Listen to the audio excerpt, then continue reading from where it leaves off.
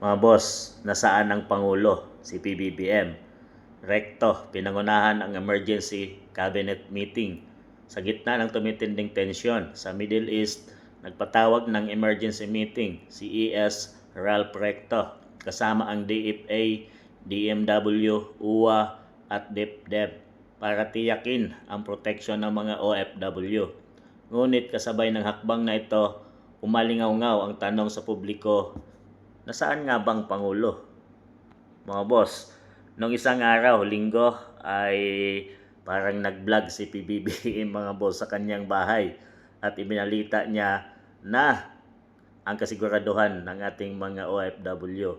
Nasabi niya na kung mayroon siyang makalap ng mga iba pang balita ay ibabalita niya agad. So ang Pangulo ng Pilipinas mga boss ay nagbabalita at nag-vlog na lang para na siyang reporter at hindi na ginagampanan ang kanyang pagiging Pangulo mga boss. Mukhang nagpapahinga si PBBM dahil sa ganitong katensyon, kalaking problema mga boss na nagkakagulo at nagbombahan na doon sa ibang bansa sa Middle East, ay marami tayong mga kababayang Pilipino na nandun nagtatrabaho mga boss. Dahil ang gagawin dapat ng gobyerno ay bibigyan ito agad ng pansin mga boss. Siyempre, sa pangunguna ng ating Pangulo ng bansang Pilipinas na si PBBM mga boss, hindi yung executive secretary. So nasaan nga ba siya? May sakit nga ba siya? Or ano ba, may iba ba siyang nilalakad? Ang ibig lang sabihin nito mga boss ay hindi mahalaga para sa kanya ang kapakanan ng ating mga kababayang OFW.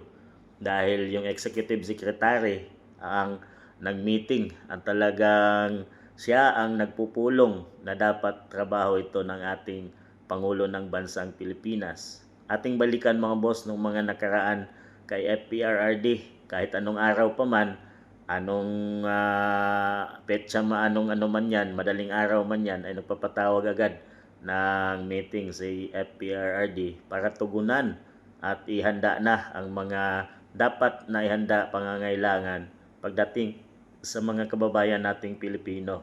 So, dito mga boss ay di natin nakita na ginawa ito ng ating Pangulo ng Bansang Pilipinas dahil ipinasa niya ang kanyang tungkulin dito kay Executive Secretary Ralph Recto.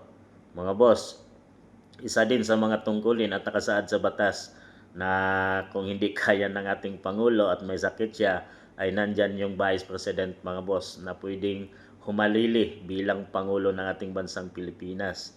Kung pwede, ipasa niya muna kay VP Inday Sara itong ganitong situation at hindi naman yung kanyang tungkulin na bilang Pangulo ng Pilipinas. Dahil alam ko at alam nating lahat na kayang i-handle ito ni VP Inday Sara dahil sa kanyang karanasan mga boss.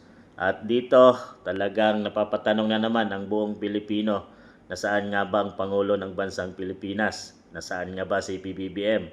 Parang ibinabalita niya lang at nagiging reporter lang siya pero di siya nagpapakita at nagkikipagpulong dito sa kanyang mga nasasakupan kagaya ng mga OWA, DMW mga boss na siyang pinaka talagang mahalaga para sa kaligtasan ng ating mamamayang Pilipino. Ano masabi niyo dito mga boss? Nasaan nga ba si PBBM?